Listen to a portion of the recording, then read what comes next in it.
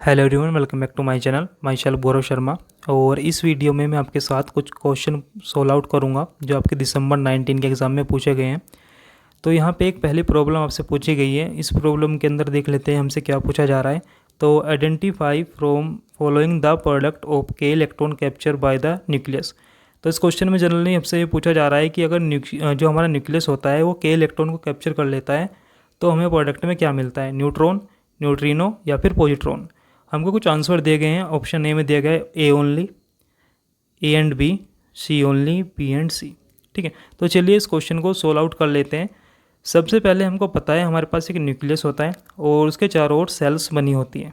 ठीक है, और इन सेल्स को हम नोमेनक्लेचर भी जैसे के हो गया, एल हो गया, और इसके आगे और भी सेल होती है जैसे आपका एम हो गया, एन हो गया एंड सो ऑन। ठीक है, तो यहाँ पे जो के सेल होती है वो न्यूक्लियस के सबसे पहले पास होती है। ठीक है, तो देखिए इसमें न्यूक्लियस क्या कर रहा है, के इलेक्ट्रॉन को कैप्चर कर रहा है। तो यहाँ पे जैसे इलेक्ट्रॉन ये न्यूक्लियस कैप्चर करेगा तो सबसे पहले हमें पता होना चाहिए कि जो आपका न्यूक्लियस होता है वो न्यूट्रॉन और प्रोटॉन से मिलकर बना होता है। राइट, अब क्या होगा, जैसे ही हमारा ये प्रोटॉन जो कि न्यूक्लियस में है वो इलेक्ट्रॉन को एक्सेप्ट करेगा तो ये कन्वर्ट हो जाएगा हमारा न्यूट्रॉन में। ठीक है, ये न्यूट्रॉन में कन्वर्ट हो जाता है और न्यूट्रॉन में कन्वर्ट होने के साथ साथ हमें एक और चीज़ मिलती है जिसको हम न्यूट्रिनो बोलते हैं। ठीक है, ये जो न्यूट्रिनो होता है ये स्पिन को बैलेंस करने में हमारी हेल्प करता है। ये न्यूक्लियस की हेल्प करता है स्पिन को बैलेंस करने में। ठीक है, तो हमें न्यूट्रिनो मिलता है और एक मिलता है न्यूट्रॉन। तो हमारा ऑप्शन ए सही है, ऑप्शन बी सही है। तो हमारा करेक्ट ऑप्शन जो हो जाएगा हमारा बी ऑप्शन, जिसमें है ए एंड बी। ठीक है, तो आई होप ये क्वेश्चन आपको समझ में आया होगा। एक बात और याद रखेंगे कि जो न्यूक्लियस में होता है वो हमेशा neutron and proton he present होता है, और जैसे प्रोटॉन इलेक्ट्रॉन को एक्सेप्ट करता है हमें न्यूट्रॉन एंड न्यूट्रिनो मिलता है। ठीक है, न्यूट्रिनो को हम जनरली क्या करते हैं, इसको वी ई से हम डिनोट करते हैं और इसका मतलब होता है न्यूट्रिनो। राइट, तो आपको ये क्वेश्चन समझ में आया है तो हम नेक्स्ट क्वेश्चन की बात कर लेते हैं। तो देखिए दूसरे क्वेश्चन में हमसे पूछा जा रहा है, देखिए इसमें the correct match for the drug molecule in column A with their medicinal use in column B. तो देखिए column A and column B दिया गया है और इसमें हमें कुछ मेडिसिन दी गई है। तो these are drugs and these are your drugs use. तो सबसे पहला जो हमें मेडिसिन दिया गया है दिस इज़ पैरासाइन। ठीक है, तो पैरासाइन हमको दिया गया है और पैरासाइन का जो काम होता है this is anaesthetic drug in nature. ठीक है, तो जो आपको पैरासाइन होता है ये एनेस्थेटिक ड्रग होता है। सेकंड में ये आपका, अगर हम सेकंड में बात करें दिस इज़ वारफेरिन, और आपका जो वारफेरिन होता है ये एंटी कोगुलेंट ड्रग होता है। ठीक है, तो जो आपका वारफेरिन होता है ये एंटी कोगुलेंट ड्रग होता है। अगर हम बात करें थर्ड वन की, कैफालेक्सिन की बात करें तो दिस इज़ एंटीबायोटिक ड्रग्स।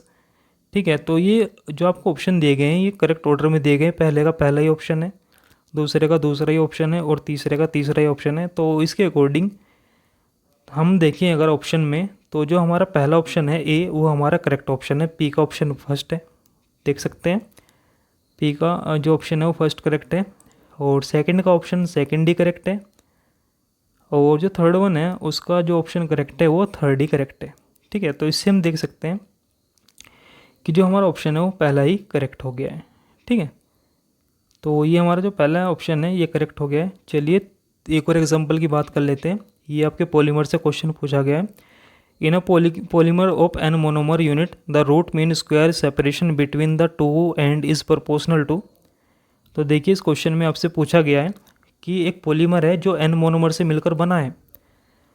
ठीक है, और इसमें हमें बताना है रूट मीन स्क्वायर सेपरेशन क्या होगा। तो हमारे पास दो एंड है, तो हमारे पास एक फॉर्मूला होता है जनरली जो होता है रूट मीन स्क्वायर सेपरेशन का। ये फॉर्मूला जनरली होता क्या है, इसको हम डिनोट करते हैं आर स्क्वायर। इसका जो फॉर्मूला होता है इसको हम डिनोट करते हैं आर स्क्वायर। इसको हम बंद कर देते हैं ब्रैकेट में और इसकी पावर होती है half. Right, is equal to what, is equal to under root N into L. ये जो एल है ये अंडर रूट से बाहर है, ठीक है, जो ये एल है ये अंडर रूट से बाहर है, फिर से लिख देते हैं इसको, ये एल इससे बाहर है, ठीक है। इसको बोलते हैं रूट मीन स्क्वायर सेपरेशन, इसका फॉर्मूला होता है अंडर रूट एन एल, ठीक है, इसको रूट मीन स्क्वायर सेपरेशन बोला जाता है। तो यहाँ से देख सकते हैं रूट मीन स्क्वायर प्रोपोर्शनल होता है अंडर रूट एन के, और अंडर रूट एन को हम एन की पावर हाफ भी लिख सकते हैं, ठीक है। तो यहाँ पे जो रूट मीन स्क्वायर सेपरेशन है वो एन की पावर हाफ के प्रोपोर्शनल होता है। तो यहाँ से हम देख सकते हैं जो हमारा पहला ऑप्शन है वो करेक्ट हो गया है, एन की पावर हाफ। तो आई थिंक आपको ये क्वेश्चन समझ में आया होगा। चलिए नेक्स्ट क्वेश्चन को देख लेते हैं, और इस क्वेश्चन में हमसे पूछा गया है क्लस्टर के बारे में। ये क्वेश्चन आपका वेड रूल से रिलेटेड है, ठीक है। तो वेड रूल से रिलेटेड क्वेश्चन है। इसमें जनरली हमें क्लस्टर का स्ट्रक्चर पूछा गया है, ठीक है। तो इसमें दो ऑप्शन दिए गए हैं, option A and option B, ठीक है। सॉरी, इसमें दो क्वेश्चन पूछे गए हैं, Fe5 वाला और CO6 वाला। तो सबसे पहले वाला हम सोल्व आउट कर लेते हैं। देखिए सबसे पहले हम निकाल लेते हैं टोटल वैलेंस इलेक्ट्रॉन। तो यहाँ पे जो आयरन होता है उसके वैलेंस इलेक्ट्रॉन होते हैं 8, और यहाँ पे जो टोटल आयरन है वो है हमारे 5, ठीक है। साथ में हमें कोबाल्ट कार्बोनिल दिया गया है। जो आपके कार्बोनिल होते हैं, एक कार्बोनिल 2 इलेक्ट्रॉन डोनर होता है, तो 14 होंगे हमारे 2 इलेक्ट्रॉन डोनर। और साथ में हमें दिया गया है नाइट्रोजन, और नाइट्रोजन के 5 वैलेंस इलेक्ट्रॉन यहाँ पे काउंट किए जाएंगे। तो नाइट्रोजन के वैलेंस इलेक्ट्रॉन 5 काउंट किए जाएंगे। साथ में इस मॉलिक्यूल के ऊपर एक नेगेटिव चार्ज भी आपको दिखाई दे रहा है, तो इस नेगेटिव चार्ज के लिए हम यहाँ पे 1 को ऐड करेंगे, ठीक है।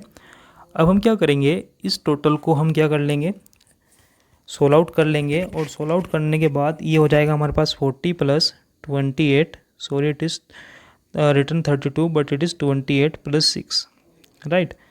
सो यहाँ पे हो जाएगा हमारा टोटल, सॉरी इट इज़ 28, 32 की जगह पे यहाँ पे 28 आएगा, ठीक है। तो हियर इज़ 28 बिकॉज 42 14 2 ज़ा 28, तो 28 यहाँ पे आ जाएगा। तो 40 + 28 + 6 is equal to what, 68 + 6 is equal to 74।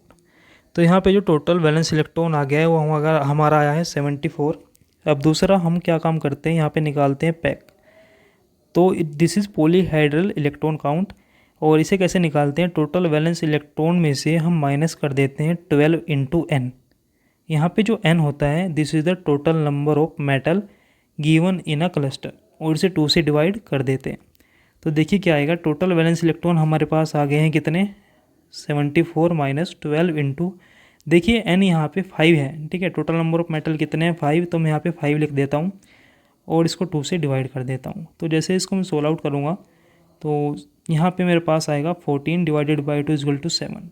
अब देखिए 7 आ गया है, इस 7 को मुझे इसमें बनाना है। तो देखिए यहाँ पे 5 है, मेटल कितने हैं 5, तो यहाँ पे जो मेटल कितने हैं 5, और 5 को बनाना है मुझे कितना 7। तो उस केस में मुझे क्या करना चाहिए, इसमें 2 ऐड कर देना चाहिए, तो ये बन जाएगा n + 2। क्लियर है। अब जनरली ये n + 2 बन गया है। तो यहाँ पे मैं आपको एक चीज़ बताने वाला हूँ, अगर ये n + 2 बन जाता है तो आपने जनरली ये पढ़ा होगा कि अगर n + 1 आपका आता है तो उसको बोलते हैं क्लोजो, अगर n + 2 आता है तो उसको बोलते हैं नीडो, और अगर आता है आपका n + 3 उसको बोलते हैं हम एरकेनो, ठीक है। तो ये हमारे स्ट्रक्चर है। तो यहाँ पे देखिए n + 2 है, तो n + 2 को हम मैच कर लेते हैं। तो n + 2 होता है नीडो, तो ऑप्शन ए में देखिए नीडो है, ऑप्शन बी में भी नीडो है, ऑप्शन सी में क्लोजो है, और ऑप्शन डी में क्लोजो है। तो ये दोनों ऑप्शन हमारे कैंसिल आउट हो गए हैं, ठीक है। अभी हम क्या करते हैं, इसको सोल्व आउट करके देखते हैं क्या आएगा। तो यहाँ पे जो आपका कोबाल्ट होता है उसके वैलेंस इलेक्ट्रॉन होते हैं 9, ठीक है। तो इसको कैलकुलेट कर लेते हैं, टोटल वैलेंस इलेक्ट्रॉन। तो हो जाएगा 9 × 6 = 54 प्लस यहाँ पे जो एक कार्बोनिल है वो 2 इलेक्ट्रॉन डोनर होता है, और यहाँ पे टोटल है 13। तो 13 2 × 26 प्लस यहाँ पे एक n है जो कि इनकैप्सुलेटेड फॉर्म में है, इसके इलेक्ट्रॉन होते हैं 5, और साथ में एक नेगेटिव चार्ज भी आपको दिखाई दे रहा है, इसके लिए 1 को ऐड करेंगे। जैसे ही हम इसको क्या करेंगे, ऐड करेंगे, इसको सोल्व आउट करेंगे, तो हमारे पास आएगा 54 plus this is 6 and it is equal to 32, तो टोटल विल बी 86। अब दूसरा काम क्या करेंगे, यहाँ पे निकालेंगे पैक। तो पैक निकालने का फॉर्मूला क्या होता है, total valence electron minus total valence electron, it is 86 minus 12 into N, और एन यहाँ पे कितने हैं 6, तो यहाँ पे 6 रख देते हैं और इसको डिवाइड कर देते हैं 2 से। तो इसको जैसे ही सोल्व आउट कर लेते हैं, 86 माइनस 72 डिवाइडेड बाई 2, तो हमारे पास आएगा 14 को 2 से डिवाइड करेंगे तो आएगा 7। अब देखिए यहाँ पे 7 हमारे पास आ गया है, और अगर हम देखें तो यहाँ पे जो मेटल है वो कितने हैं 6 है, और 6 को बनाना है 7, तो कैसे बनाएंगे, उसमें 6 + 1 करना पड़ेगा तभी तो 7 बनेगा।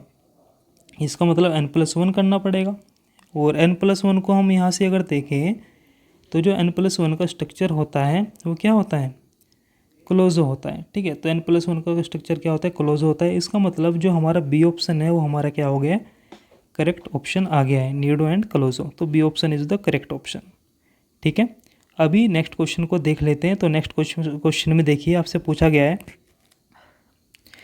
The magnitude of bond angles in gaseous NF3, SbF3 and SbCl3 follow the order. तो देखिए इसमें जनरली आपसे पूछा जा रहा है कि ये 3 कंपाउंड्स दिए गए हैं, इनमें से जो बॉन्ड एंगल है उनका इंक्रीजिंग ऑर्डर क्या है। ठीक है, तो चलिए इनका सबसे पहले स्ट्रक्चर बना के देखते हैं कि इनका स्ट्रक्चर कैसे होता है। तो इनका स्ट्रक्चर कैसे होता है, जैसे NH3 का स्ट्रक्चर होता है वैसे इनका स्ट्रक्चर भी होता है, क्योंकि जो आपका नाइट्रोजन है वो और जो आपका एंटीमनी है वो एक ही ग्रुप से बिलोंग करते हैं। इसका मतलब ये है कि इनका स्ट्रक्चर सेम ही आएगा। ठीक है, तो चलिए मैं इनके स्ट्रक्चर आपको बना के दिखा रहा हूँ, NF3, SbF3 and SbCl3। Clear है।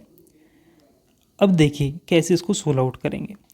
देखिए जो आपका इस केस में या अगर आपको बॉन्ड एंगल पूछा जाता है तो सबसे पहले हमें सेंट्रल एटम को देखना होता है, जिसमें सेंट्रल एटम ज़्यादा नेगेटिव होता है उसमें बॉन्ड एंगल ज़्यादा होता है। क्योंकि ऐसा इसलिए होता है कि जो सेंट्रल एटम होता है वो इलेक्ट्रॉन अपनी ओर पुल करता है, जिससे इन इलेक्ट्रॉन में रिपल्सन होने लगती है और इसमें बॉन्ड एंगल बढ़ जाता है। ठीक है, तो इन तीनों में नाइट्रोजन सबसे ज़्यादा इलेक्ट्रोनेगेटिव है, तो सबसे ज़्यादा बॉन्ड एंगल किस में हो गया है, NF3 में।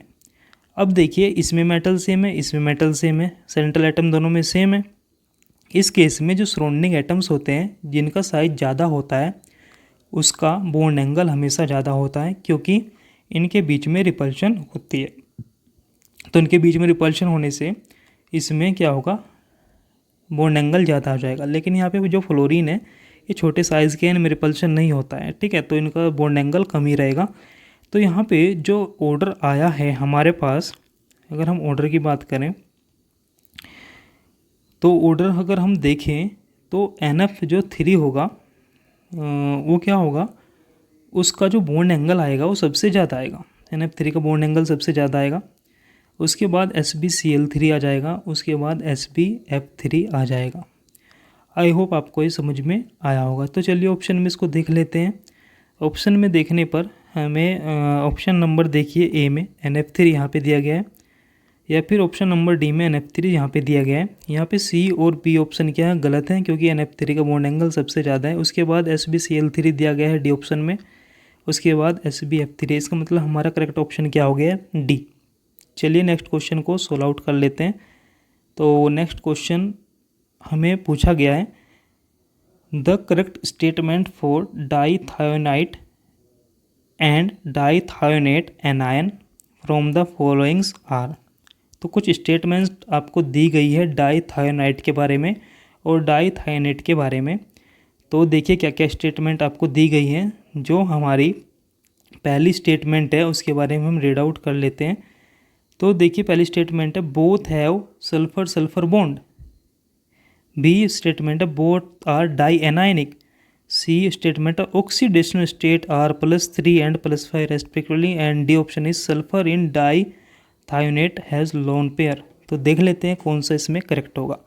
तो ये जो आपका क्वेश्चन है ये जनरली रिलेटेड था इनके स्ट्रक्चर से। अगर आपको इनका स्ट्रक्चर पता है तो आप इजीली 20 सेकंड में इस क्वेश्चन को सोल्व आउट कर लेते।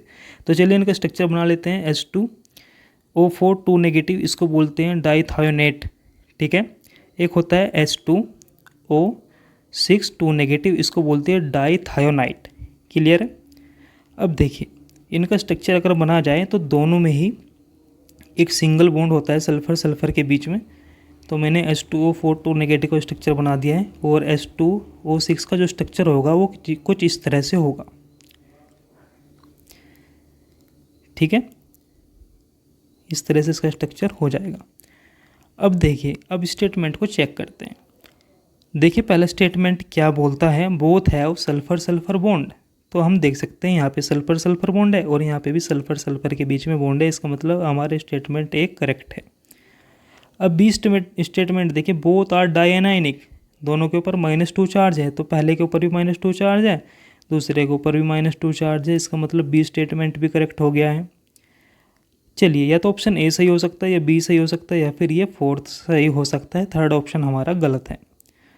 अब देखिए इनकी ऑक्सीडेशन स्टेट को हम कैलकुलेट कर लेते हैं। थर्ड ऑप्शन हमें निकालना पड़ेगा। तो इसमें बोला है एक में +3 है और एक में +5 ऑक्सीडेशन स्टेट है। चलो निकाल लेते हैं। तो पहले में निकाल लेते हैं ऑक्सीडेशन स्टेट। कैसे निकालेंगे, 2x ऑक्सीजन का होता है -2 तो हो जाएगा -8 इजगल टू टोटल है -2 charge, x is equal to what it is +3, ठीक है। तो +3 इसमें आ गया है।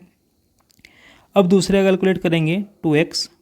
कैसे कैलकुलेट करेंगे, सल्फर को मानेंगे x तो ये हो जाएगा 2x -12 इजगल टू वोट -2।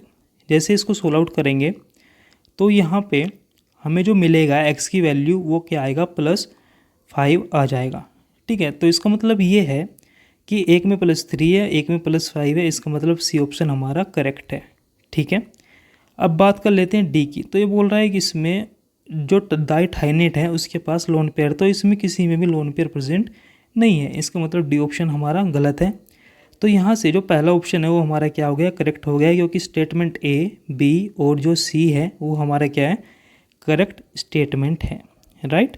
चलिए नेक्स्ट क्वेश्चन की हम बात कर लेते हैं। तो ये क्वेश्चन जनरली आपका काइनेटिक्स से पूछा गया है। The order of a surface catalyse unimolecular reaction at very low and very high pressure of reactant would be. Option आपको दिए गए हैं, ठीक है। ऑप्शन ए में 0 0 1 0 0 1 1 1, ठीक है। इस तरह के ऑप्शन आपको दिए गए हैं।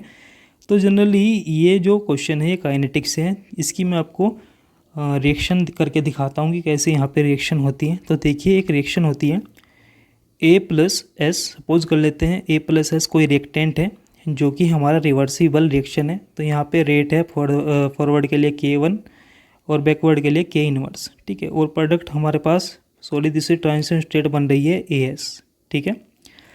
सेकंड स्टेप में क्या होगा, ये जो AS है जो इसकी ट्रांजिशन स्टेट है वो क्या हो जाएगी, चेंज हो जाएगी। यहाँ पे रेट है K2, प्रोडक्ट बन रहा है। तो इसके लिए जो रेट लो आता है मैं आपको लिए उसको लिख के दिखाता हूँ। तो रेट लो का जो फॉर्मूला इनके लिए आएगा, यहाँ पे हम क्या करेंगे, स्टेडी स्टेट अप्रोक्सीमेशन को लगाएंगे। तो रेट लो जो आएगा हमारे पास वो क्या आएगा, this is K1 into K2 bracket में PA, ठीक है। और इसके अपोन में आएगा K1A, this is K1A, sorry it is K1 PA plus K inverse, ठीक है। तो हमारे पास ये रेट लो इसका आता है, ठीक है, यूनिमोलिकुलर कैटलाइज यूनिमोलर रिएक्शन के लिए, ठीक है। अब हमें पूछ रहा है ऑर्डर वेरी लो प्रेशर पे, ठीक है। तो वेरी लो प्रेशर पे देखिए जो PA है ये वाला आपको दिखाई दे रहा होगा, ये लगभग 0 के इक्वल हो जाएगा, जिससे ये K इनवर्स क्या हो जाएगा, नीचे रह जाएगा, ठीक है। तो ऊपर हम देख सकते हैं जैसे ये PA नीचे 0 हो जाएगा तो रेट जो होगा हमारा ये प्रोपोर्शनल हो जाएगा PA की 1 पावर पे, ठीक है। क्योंकि नीचे से PA हट जाएगा तो ये प्रेशर की 1 पावर पे प्रोपोर्शनल हो जाएगा, ठीक है। अब पूछ रहा है हाई प्रेशर पे। तो हाई प्रेशर में क्या होगा, जब कोई PA है ये हाई हो जाएगा और K इनवर्स यहाँ पे नेगलेक्ट हमें करना पड़ेगा, ठीक है। तो इस केस में क्या होगा, K PA से K PA कैंसिल आउट हो जाएगा और जो रेट होगा हमारा वो प्रेशर पे डिपेंड नहीं करेगा या फिर प्रेशर की 0 पावर पे डिपेंड करेगा, ठीक है। तो इसका मतलब हम यहाँ से बता सकते हैं कि वेरी लो पे जो प्रेशर होगा वो 1 पावर पे डिपेंड करेगा, और जब ये हाई प्रेशर होगा तब ये 0 पावर पे डिपेंड करेगा। ठीक है, आई होप आपको ये समझ में आया होगा। तो यहाँ पे हम देख सकते हैं कि जो हमारा ऑप्शन है वो बी क्या है, करेक्ट हो जाएगा। आई होप आपको ये क्वेश्चन अच्छे से समझ में आया होगा। ठीक है, तो चलिए एक और क्वेश्चन को डिस्कस कर लेते हैं। This question is from Mossbauer spectrum, और इस क्वेश्चन को रीड आउट कर लेते हैं। In Mossbauer spectrum of a sample containing iron. तो देखिए यहाँ पे आयरन यहाँ पे सैंपल के अंदर प्रेजेंट है। ठीक है, इसके बाद आगे देखते हैं इसको। तो इसमें आगे हमसे बोल रहा है recorded in the presence of a static magnetic field. तो इसको स्टैटिक मैग्नेटिक फील्ड की प्रेजेंस में हम देख रहे हैं। The number of possible allowed transition is, तो इसमें पूछ रहा है कि पॉसिबल अलाउड ट्रांजिशन कितनी होगी। ठीक है, तो जनरली ये क्वेश्चन हमारा पूछा गया है मोसबोर स्पेक्ट्रम से, और इसके लिए हमें जो आई वैल्यू होती है वो हमें पता होनी चाहिए। ठीक है, तो आई वैल्यू हमें ग्राउंड स्टेट की साथ में एक्साइटेड स्टेट की पता होनी चाहिए। तो देखिए जो आपका आयरन होता है उसका जो आइसोटोप होता है 57 आइसोटोप जो होता है वो मोसबोर में जनरली एक्टिव माना जाता है। ठीक है, तो जो आपका 57 आयरन का आइसोटोप होता है वो मोसबोर में आपका एक्टिव माना जाता है। ठीक है, अब देखिए जब ये इसमें एक्टिव माना जाता है तो जो यहाँ पे मोसबोर स्पेक्ट्रोस्कोपी होता है उसमें जनरली होता क्या है कि एक ग्राउंड स्टेट आपके पास होती है और एक आपके पास क्या होती है, एक्साइटेड स्टेट होती है। क्लियर है। अब इसमें होता क्या है, जनरली जो आपका इलेक्ट्रॉन होता है वो ग्राउंड स्टेट में प्रेजेंट होता है, और जो बहुत बार में हम रेडिएशन करते हैं जनरली हम यहाँ पे गामा रेडिएशन करते हैं। ठीक है, गामा रेज जैसे इसके ऊपर डालते हैं ये इलेक्ट्रॉन ग्राउंड से एक्साइटेड स्टेट में प्रमोट हो जाता है। ठीक है, अब देखिए जो ग्राउंड स्टेट होती है उसको बोलते हैं I1, और जो आपका एक्साइटेड स्टेट होता है उसको बोलते हैं I2। क्लियर है। चलिए आगे करते हैं इस क्वेश्चन को। This is I1 for ground state, this is I2 for excited state, right. अब देखिए यहाँ पे एक रूल होता है I1 not equal to I2 and it will be not equal to 0। ठीक है, ये हमारा क्या रूल है। साथ में और क्या होना चाहिए कि यहाँ पे जो I की वैल्यू होनी चाहिए वो हमेशा 0 से ये हमेशा 0 से ग्रेटर होनी चाहिए। ठीक है, ये I की वैल्यू हमेशा 0 से ग्रेटर होनी चाहिए। चलिए अब आगे देखते हैं। जो आयरन सैंपल होता है, जो आपका आयरन सैंपल होता है उसके लिए जो आयरन होता है उसमें I की वैल्यू 2 होती हैं, I1 और I2। तो जो I1 है ये ग्राउंड स्टेट होता है और जो I2 है ये हमारा एक्साइटेड स्टेट होता है। तो I1 की जो वैल्यू होती है ग्राउंड स्टेट में वो होती है हाफ। ठीक है, और जो आपकी एक्साइटेड स्टेट होती है उसमें वैल्यू होती है 3/2। क्लियर है। तो I1 की वैल्यू हो गई हाफ और I2 की वैल्यू हो गई 3/2। देखिए ग्राउंड स्टेट में ये दिस इज़ योर I1 और यहाँ पे जो वैल्यू है कितनी है, हाफ है। ठीक है, एक है आपका एक्साइटेड स्टेट जिसमें I2 की वैल्यू कितनी है, 3/2 है। ठीक है, और यहाँ पे जो एनर्जी लेवल होते हैं 4।